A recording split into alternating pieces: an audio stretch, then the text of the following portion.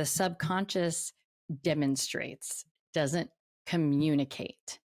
So you're not going to hear yourself think, you have a fear that you're not going to be loved.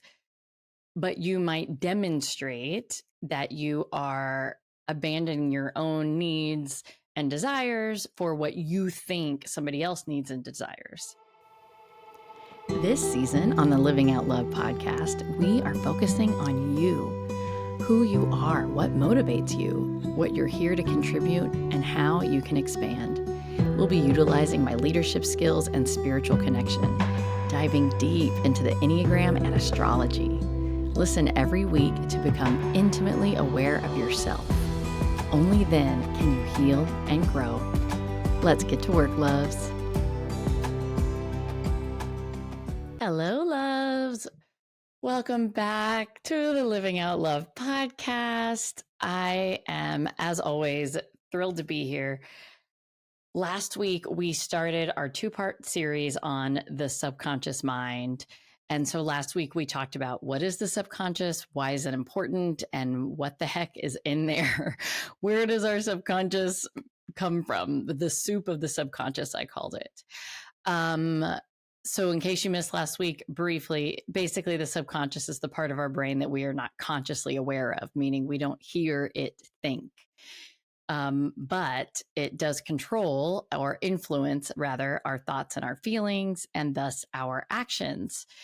And as I covered last week, comes from all sorts of places. We inherit things in our DNA. We form beliefs in our childhood. There's collective conditioning.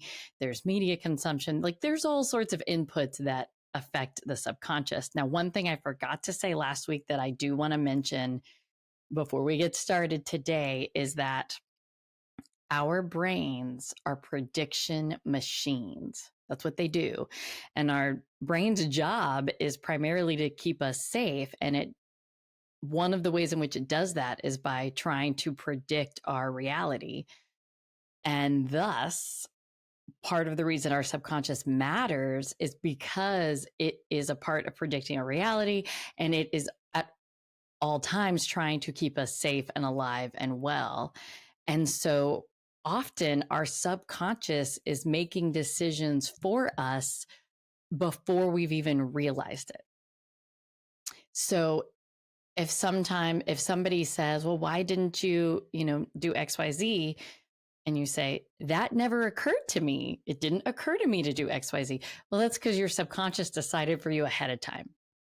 So I just want to add that to everything that we covered last week about why the subconscious is so important and why it's worth working on.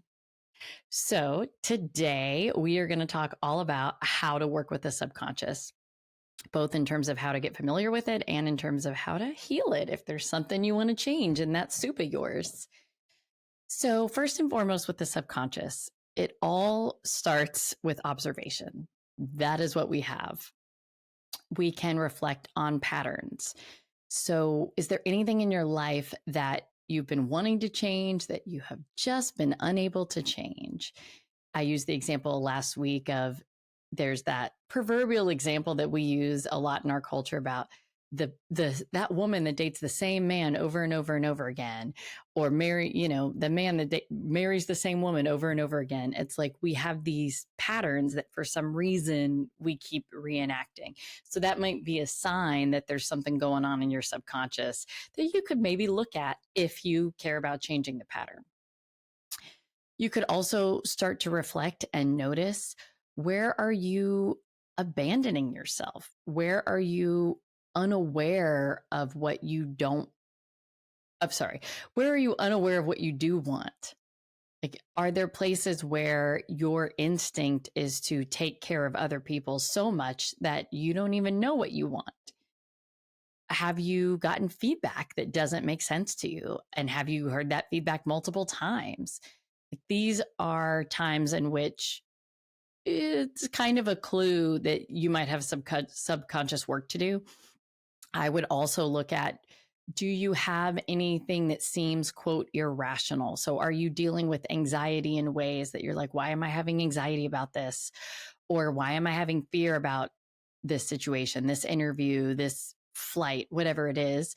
If there are things to you that feel as though you have no reason, quote, no past history to lead you to feel what you're feeling or think what you're thinking, then that's a clue that this is a subconscious situation and you want to deal with it at that level.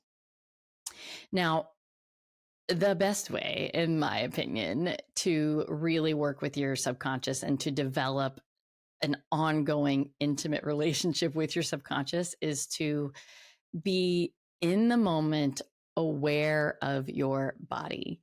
And if you are not new to this podcast, you have heard me stand on this soapbox. What is your body telling you? Are you in fight, flight, freeze, or fawn? Are you feeling this sense of urgency, adrenaline? Are you experiencing a tunnel vision about what needs to happen? Do you have a sense of dread or anxiety that is hard for you to identify? What is your heart rate doing? How's your breath? Are you completely checked out and disassociated? Do you not even know what's going on with your body? These types of awarenesses, they will give you clues as to what's happening in your subconscious. So remember, the subconscious demonstrates, doesn't communicate.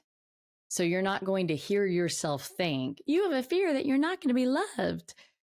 But you might demonstrate that you are abandoning your own needs and desires for what you think somebody else needs and desires. So your subconscious mind isn't going to tell you, you're doing this because you want to be loved. It's just going to decide ahead of time that what you need to do is focus on what that person wants and solve for that person. Subconscious demonstrates, not communicates. It's not going to tell you what the belief is, but it's going to illuminate where you need healing. The quickest way to notice that is to be aware of your body. So in my situation, I shared last week, in my subconscious, I have this belief that I'm not already safe and that I need to seek safety, and my safety will be found in the opinion of others. And so the way that can present itself out in the world is it doesn't occur to me sometimes to ask for what I want and need. And by sometimes, I mean often. And B, I will catch myself solving for what I think somebody else wants and needs in order to please them. And oftentimes they don't even want to be pleased. This isn't something that they've asked. They would much rather me speak my own thoughts and opinions, but because my subconscious is solving for you need to be liked and loved, it's immediately going to go to projecting what is the predictable outcome of that. What is the predictable thing that this person might want from me, and how can I give it to them ahead of time so that I can make sure that I'm safe? So that's the way that my body will experience that, is I will notice perhaps a sense of urgency. Typically for me, it's urgency. It's like, oh, I got to do this thing and I got to do it right now. Or I will have almost a sense of over compassion, of over empathizing. So I will be feeling so much empathy for somebody that in my body, it just feels like I'm being a loving human being. But in hindsight, I can realize I'm feeling so much compassion and empathy for this other person. I'm not at all aware of what's happening in my body. So that's my version of disassociating. It's not that I don't feel anything. It's that I feel a lot, but what I'm feeling is not my quote stuff. It's inappropriate for me. So that's my example of how my body likes to illuminate what needs healing. Is I will feel too much something that is basically a projection of what somebody else is experiencing, and not enough of, I'm experiencing stress at what might be a conflict, or I'm experiencing fear at what might be a conflict. And also there will be, for me, this sense of urgency. For you, it might be different, which is why you have to get to know your body. For some people, their subconscious is protecting them from a fear. And so rather than feeling fear, their body will feel anger and they'll go into action, and they will never figure out what they're afraid of. So it's very tricky. It's very layered. So subconscious starts with reflection. Observe your patterns in life and reflect on what your body is telling you. And this is not something that you're going to be able to be, one and done. This is something that takes repeated practice, and it will evolve as you heal and grow and your life expands and you get put in new situations. The physical triggers that once talked to you may change, and you may have to become familiar with a different set of physical experiences in order to highlight that you're falling into a pattern or that your subconscious is trying to get your attention in some way. Now, I didn't put this in my outline, but I will also say our subconscious works a lot through dreams and through meditation. And so you can go to a previous episode. I believe it was season 1. It might have been season 2, where I talk all about dreams. Dive into that. That's another way that our subconscious can talk to us. But on this podcast episode, I'm trying to stay focused on what we can do within our conscious mind regarding the subconscious. Hang in there, folks. I know that's a lot of words. Okay, so I want to reference, while we're talking about the body, what is the body telling us? I'm partnering with somatic coach Allison Reeves for an in-person event, April 13th, 1 to 5 p.m., Houston, Texas. And Allison is a certified somatic coach. And one of the platforms, lenses, paradigms that she works with is inner child needs. And when she sent me this list, I was like, yes, this is everything to me. So I'm going to read you 6 general categories for inner child needs, and just, put these in your back pocket, pull them out when you need them. Acknowledgement. Am I noticed? Attention. Am I seen? Approval. Am I safe? Acceptance. Am I included? Affirmation. Am I understood? Affection. Am I loved? Now, some of these, in previous generations of parenting, if we were to look at, am I included? Am I understood? We might have considered those to be like fluffy emotional needs. Those are, quote, emotional needs that have been either downplayed or not talked about. But we are primal human beings, and we're tribal human beings, and we need a tribe in order to stay safe. Even today, when Amazon can deliver everything and everything's on Zoom, even today, all the research says you need relationship. You'll live longer, you'll be healthier if you have relationships. So even today, these things matter.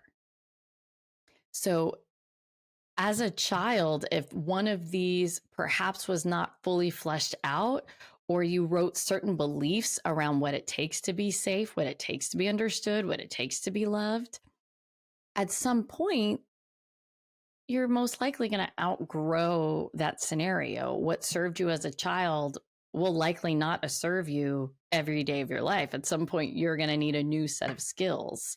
So being aware of, as I spoke to last week, the childhood beliefs, you could look through these lenses of inner child needs and think, what beliefs did I create around what it takes to be noticed, to be seen, to be safe, to be included, understood, loved? What beliefs did I create around that?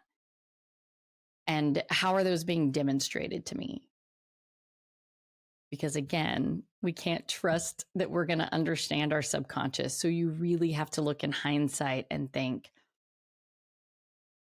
is that what I'm demonstrating? Because I have a conscious belief that I'm very lovable. Like, I have a conscious belief that, I'm petite and bubbly and smiley, and, lots of people respond well to me. But subconsciously, that's not what plays out. That's not what is demonstrated. So when you're looking at these inner child beliefs, step 1, look reflectively what you think you created as a belief regarding these needs, but also think back to what it's actually been demonstrated. How have you actually lived out these questions. Am I included? Am I understood? Am I loved? Am I safe? Am I seen? Am I noticed? Do people care about me? Am I real? Do I exist? They seem like big, vague, grandiose questions, but they are so important. And another thing I want to say about just becoming aware of what your subconscious mind is holding is if you have awareness of yourself. This season, we're focusing a lot on the Enneagram and astrology, because when you have this deep awareness of who you are, that gives you some insight into what your wounds might be. And of course, these present differently in the Enneagram and astrology. The astrology is highly customized to your natal birth chart and highly complex. Whereas the Enneagram also is quite complex, but it doesn't have the same customization as astrology. They're both great tools. They will both help you really get into the weeds on what might be happening in your subconscious, what motivates you, what are you solving for, what might your wounds be, and what beliefs might you need to create in your subconscious mind in order to live out love, in order to expand to your highest self, the best embodiment of who your soul came here to be. So that's the intro. That's just the intro to this episode. The intro to the episode is, how do we work with the subconscious? And in general, the answer is reflection, realizing that the subconscious demonstrates more than it communicates, and doing whatever you can do to gain greater awareness of your patterns, and noticing when feedback doesn't hit right, or when you're hearing things multiple times and it doesn't make sense to you, those sorts of things. Noticing when you're experiencing something that seems irrational. Why would I have anxiety about getting on a plane? Nothing bad has ever happened to me about getting on a plane, etc. But oftentimes it's not quite that obvious, which is why it's complicated and we need several episodes on the subconscious. Okay, so part 2 of this episode, I want to talk about, how do we heal the subconscious mind? How do we change what's in our soup? Ultimately, it's about the relationship to the body. And we can go at it from both angles. Let's assume that there's the mind and there's the body. You can start by making the body feel safe, and then your subconscious will realize it's safe. Or you can start by working with the subconscious, and then your body will follow. So there's not one right direction, but in general, your body and your subconscious are paired. And if you don't identify both, the healing's not going to stick. So I'm going to cover 5 possibilities for healing the subconscious. Healing can include like rewriting, quote, harmful or outdated beliefs. It can also include trying to create new beliefs that are better serving you. All 5 of the possibilities I'm going to go over, I have personal experience with. Some of the beliefs that I have tried to heal with my subconscious mind, I've tried probably all 5 of these things, and I still have work to do. And then there have been some beliefs where I only had to do one of these interventions and it stuck.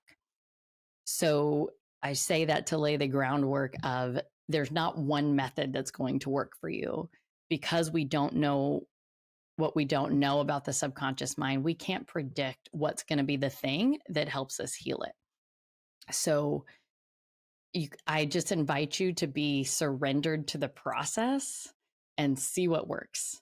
Sometimes it's only going to take one of these things, only going to take an hour. Sometimes it takes years and you have to do lots of things and have lots of experiences. So I'm going to go over 5 things that are avenues for working with your subconscious mind, for healing it, for altering it. And just know you may have to try all of them. You may only have to try 1 or 2 of them and see what sticks. Okay, so the first avenue is just reflection and journaling. I find that this is the most helpful when you want to identify what you want to believe. So this is like for me, this is the most helpful when I want to move forward. So let's say I want to believe that I'm smart and that I'm capable. Well, then I can reflect and journal on all the times and ways in which I have shown up as smart and capable.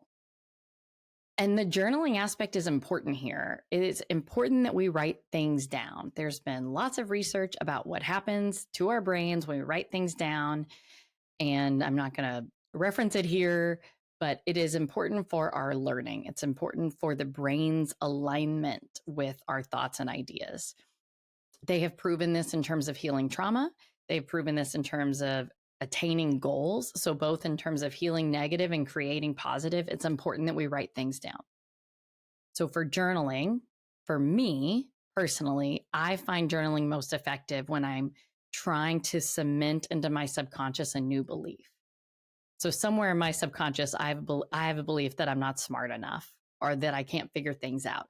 So for me, every time I can identify, oh, look at that thing I figured out, pat on the back, Amy, when I can write that down and spend however much time in my body feeling, oh, look at that. I am smart. I am capable. And I can cement that in my body. That's very important. So observe yourself, catch yourself in the act of what you want to believe. Write it down. And then, extra credit, plan on how you'll achieve this again. Let that sort of create this energetic momentum of, I was smart today. And you know what? I'm going to do this tomorrow. I've already got that figured out. Look at me go. And the day after that, I probably have this other thing figured out. Allow that to create kind of a law of attraction, but this shift in momentum. Now, caveat here, because if you're anything like me, you have an ego. And so as soon as you write down all the things about how smart you are and how capable you are, your brain is going to feed you with other thoughts. It's going to say things like, well, you just got lucky, or that only worked out because you had that great boss, right? Ego's going to say some things. That is okay. That's okay. Remember, we are surrendered to the process of the subconscious mind. We don't know what all is in the soup, but the ego is definitely part of it. So what I do and what I recommend you do when the ego pops up is you say, oh my gosh, I hear you. I get it. I hear you. You don't get to decide what I believe. I'm choosing to believe something different. I'm going to choose a belief that comes from love rather than fear. It's my fear that I'm not smart enough or capable enough, but I love myself enough to know that I am. And I love life enough to know that I am. And so what I do is I honor my ego. And I say, thank you, ego. You are trying to keep me safe. And I know that you're trying to keep me safe because my brain is a prediction machine. And if you can keep me in my patterns, my brain can predict what's going to happen and it can keep me safe. So anytime we try to change our subconscious mind, we are going to run into the ego. Our ego is going to try to hold us back and say, but and that's okay. You're like, I knew you were going to do this. You were just trying to keep me safe. And maybe there's an element of what you're saying that's true. That's fine. But also, this is what I'm going to choose to believe. This is what I'm going to choose to focus on. And brain, body, you're just going to have to learn that we're safe. You're just going to get that figured out. So you can also use journaling to try to identify your subconscious beliefs, like what's already in your brain. Obviously, it will just help you to notice the patterns, like what we said earlier. Just reflect back, notice patterns. If you've been given feedback multiple times, if you're not understanding why you're having perhaps what seems like an irrational response to something, journaling may help you with that. So journaling will work in both directions. For me personally, I find it most helpful to work in moving forward, but perhaps that's because I'm an out loud processor. And so when I'm reflecting, I need to process out loud. For you, it may be just as effective to use journaling as a hindsight reflection. So that's tool number one: reflection, journaling. Write down what it is you're wanting to believe, what it is you're trying to get your subconscious to cement. Surrender to the process and expect your ego to come at you with something. And just remember, your ego is just trying to keep you safe. Our brains are trying to predict what's going to happen. And if all of a sudden you're changing the rules of life, then our brain's not going to know what to do for a bit. And that's why that comes up. It doesn't come up because it's true. It doesn't come up because you're not worthy of the growth and expansion. It just comes up because we have primitive brains and they're trying to keep us safe. Okay. Second possibility for healing. This is, I'm going to call it somatic work. It can also be called parts work. This is a very physical intervention. And basically, this is asking you to welcome an emotion into your body. Embrace it, welcome it, focus on it, expand that feeling. Identify where you're feeling that emotion. Is it in your stomach? Is it outside of you? Is it hot? Is it churning? Like what are you feeling in your body? And then ask yourself, I say work with a facilitator on this. Even for me, it's way easier with a facilitator, but ask the question, what does my emotion have to tell me? And this is a situation in which those inner child needs that I mentioned earlier, the acknowledgement, affection, affirmation, these are times in which you might see those themes pop up. If you're having anger about something, if you're having fear about something, and you ask that anger and that fear, what is it that you need? I mean, I've been surprised. I'm a 37-year-old woman, and I was doing this with Allison, my somatic coach, not that many months ago. And at some point, I just said to her, I just want my mom. I just want my mom. Like it was such an inner child moment of just, am I loved and can I be nurtured in this moment? And as soon as I realized that's what I needed, I was able to give myself that nurturing in seconds. It didn't literally mean I needed my mom. But because I was able to go into the feeling of like, what is my body telling me? It was hard for me to identify what my body is telling me is that I need nurturing. But because I have such a strong childhood coding, it was easy for me to identify that what I thought I needed was my mom. I know that's complicated, but just hang in there with me. So this somatic work of what is your body trying to tell you, don't even try this by yourself until you have some expertise in it. I would say work with either a coach that has a background in emotional intelligence, or ideally a coach that has a certification in somatics, a therapist that has a certification in somatics. But this work of what are you feeling? Where are you feeling it? What does it have to tell you? What do you need?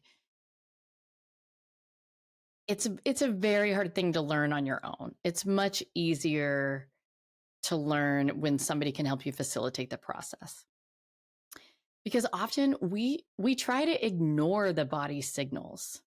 Like, and sometimes we've been raised in this culture of like, feel the fear and do it anyway, right? And so it's like we try to tell ourselves that I'm not supposed to be feeling this fear, or that this fear is irrelevant, or that it's not important. Like we minimize the fear, and sometimes that's completely appropriate. Sometimes it's not, and all that we're doing is ghosting ourselves. Or we're just disassociating entirely and just not even noticing our body's signals. Most of us are completely disassociated. We don't know what our body is telling us. Some people don't even know when they're hungry, or when they're not hungry, or when they're dehydrated.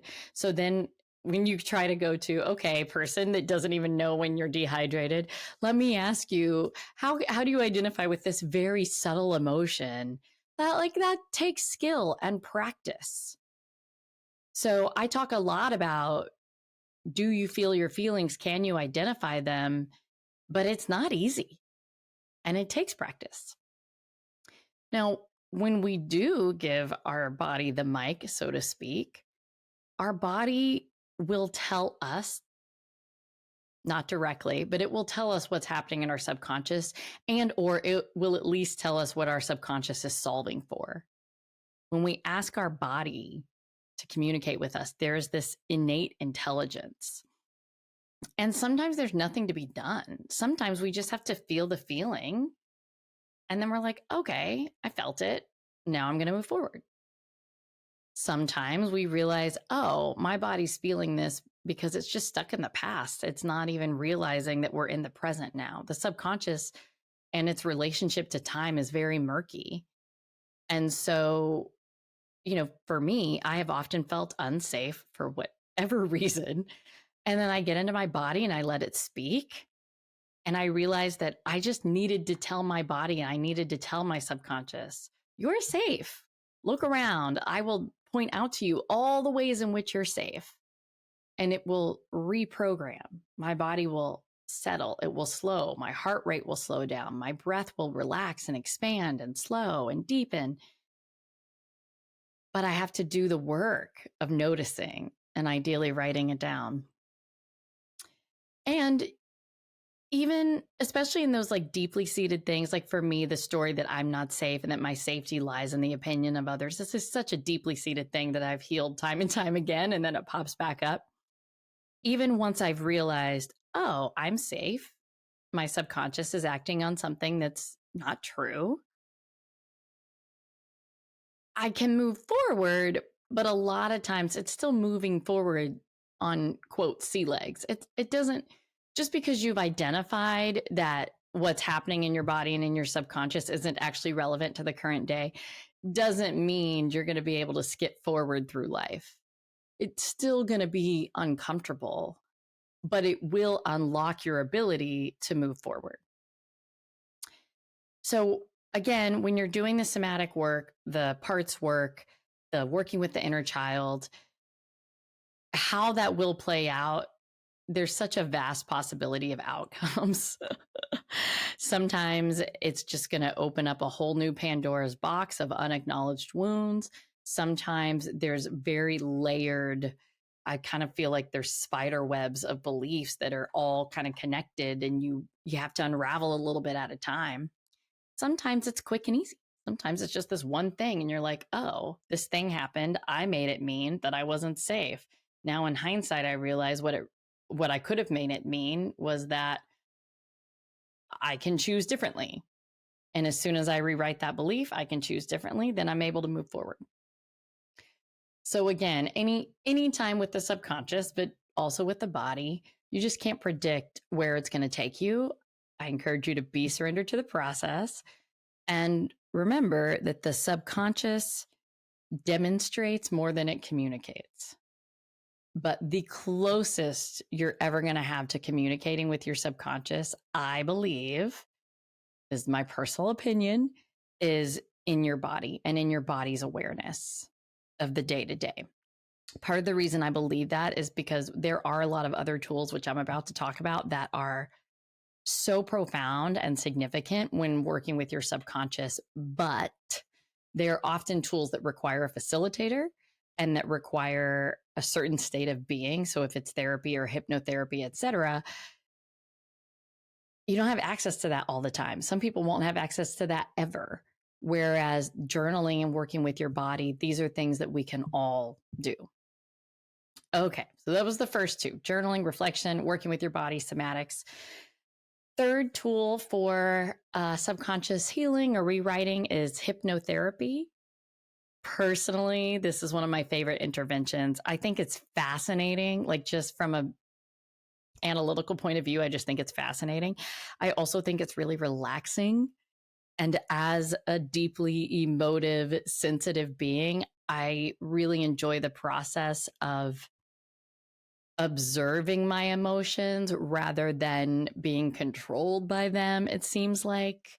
So with hypnotherapy, my experience is that my emotions still have the mic, so to speak. There's still the voice in the room, but it's like I get to either turn the volume down, or it's like I'm watching them from another room rather than experiencing them directly. So it creates this really lovely distance between me and the feeling, that allows me to observe what happened in my subconscious. I really love hypnotherapy. It's one of my favorites. Now, of course, caveat here, it's not free. And you really need to find somebody that you trust, somebody licensed. I am, as of this moment in time, I'm recording this in March 2024. I am not a licensed hypnotherapist. Do not come to me for hypnotherapy. I love it. I advocate for it, but I'm not licensed. I am not trained. Go find somebody that's trained. Go find somebody that you resonate with, and go find somebody that has a similar belief system as you do. So if you really feel that something has a past life attachment or vibration to it, and you're working with somebody that has no belief in past lives, that's probably not the best fit for you. So you might want to do your research. And I've said this about the subconscious mind in general, but I think the way that it plays out in hypnotherapy is very interesting, and that sometimes things don't go the way we think they're going to go. My most recent hypnotherapy session, I was working on beliefs around money, and I was shocked at what came up for me. And the word money and finances was nowhere near these beliefs. If you had asked me how this memory connects to money, I would have point blank told you that it doesn't. So again, the subconscious mind is a soup, and we just don't know what all is in there and how it's all connected. And that's, for me, one of the reasons I really enjoy hypnotherapy is just like, wow, that was related to that. Who knew? I never would have gotten there on my own. I never would have gotten there through journaling, ever. So here's my other caveat to, I'm mentioning it now in hypnotherapy, but really it's true for all modalities. When I experience an aha moment or a healing of any kind, it is most effective when I immediately take action on the healing. This could be different things, like taking action could be that I start to behave differently. It could be that I put in a different boundary, that I make different decisions, that I journal and I notice, look at all these things that I have done, and I really cement for myself that new belief. What can happen, has happened for me in the distant past, is that rather than immediately taking action, I just sit and appreciate and marvel at the experience, but I don't do anything to cement in the change, to integrate the change. And when that has happened, it has been less effective. Again, I think this is true with all subconscious healing practices. I've noticed it more with hypnotherapy because it's a timed, paid for intervention as opposed to journaling and somatic work, which I do on a more regular basis, sometimes with facilitators, sometimes on my own.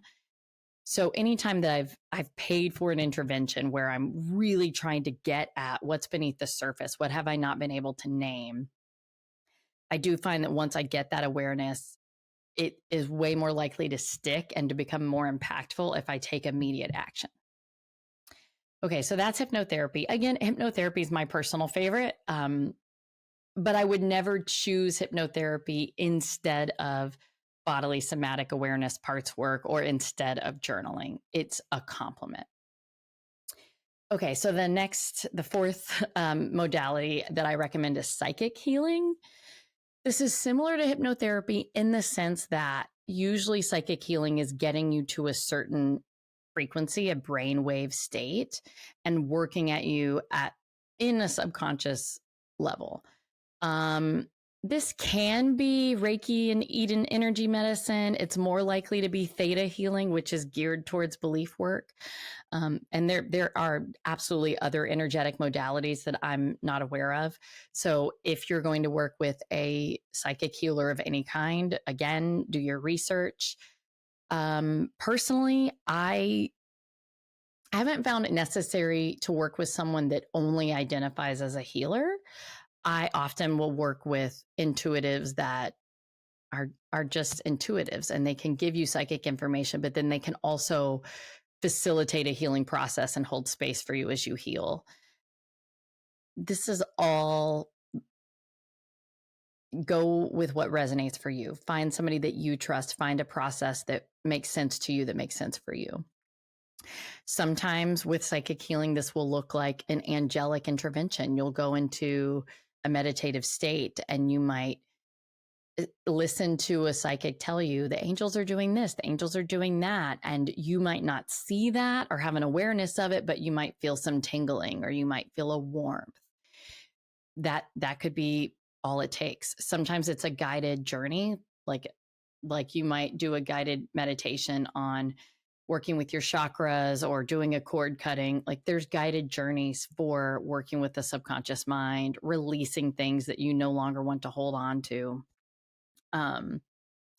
Again, psychic healing, just like hypnotherapy, I find it best to take action, to do something to really cement in your body that you are different now.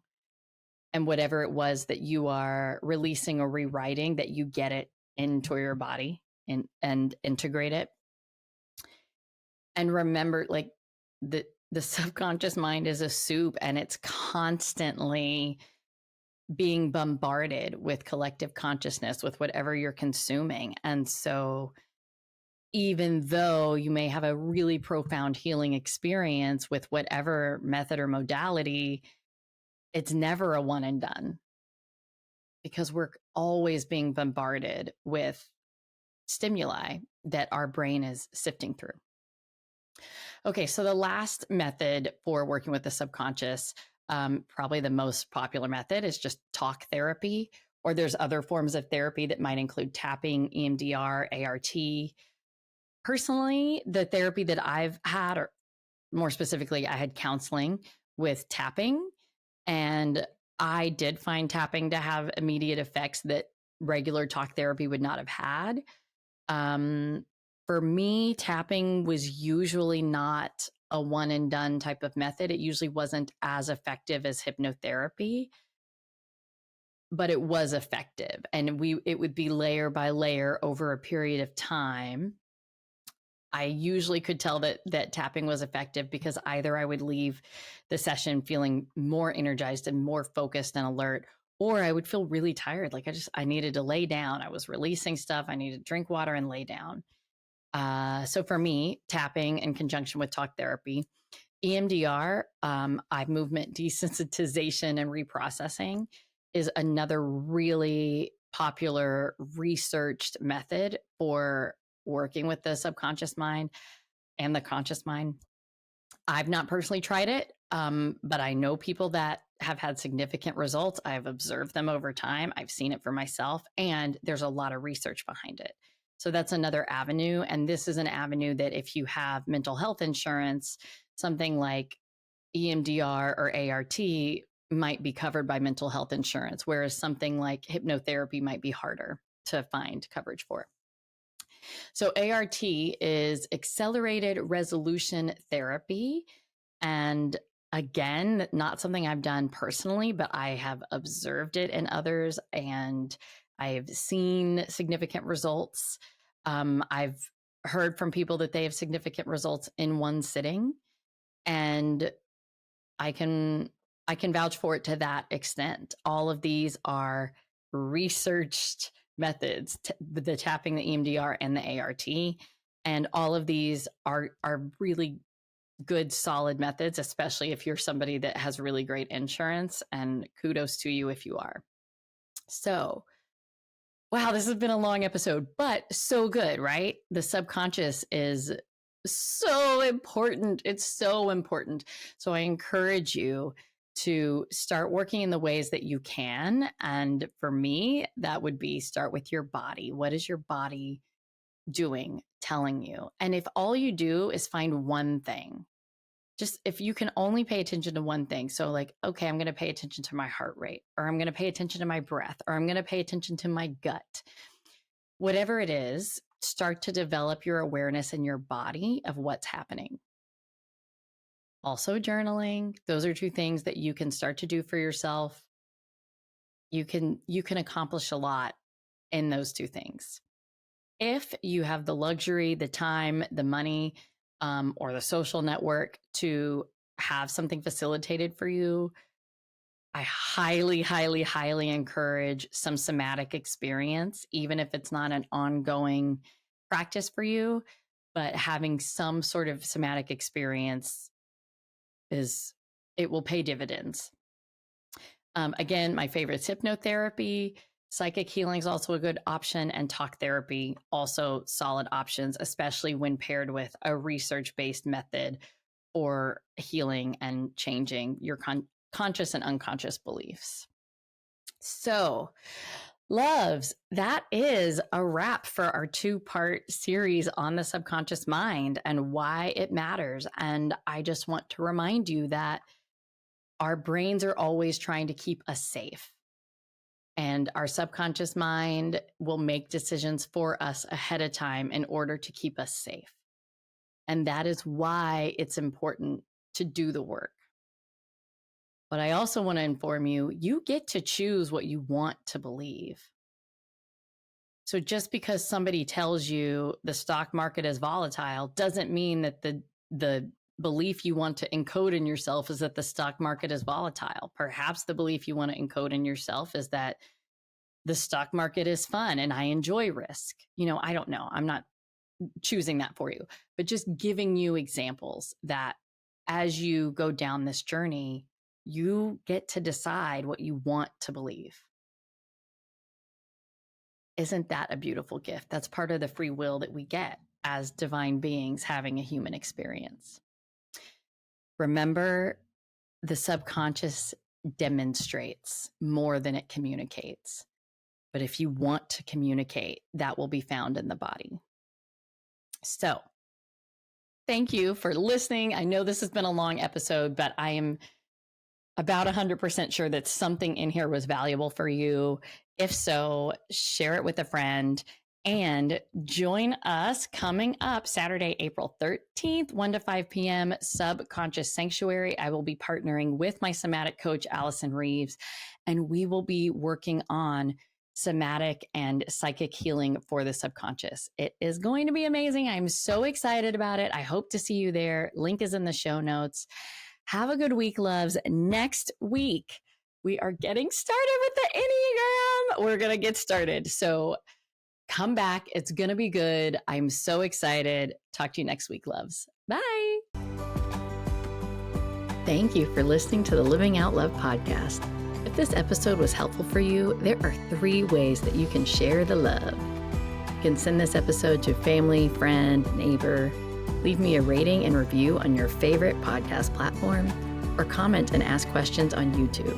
This season is meant to be interactive. Thanks again for your presence. I appreciate you being here. Talk to you next week, loves.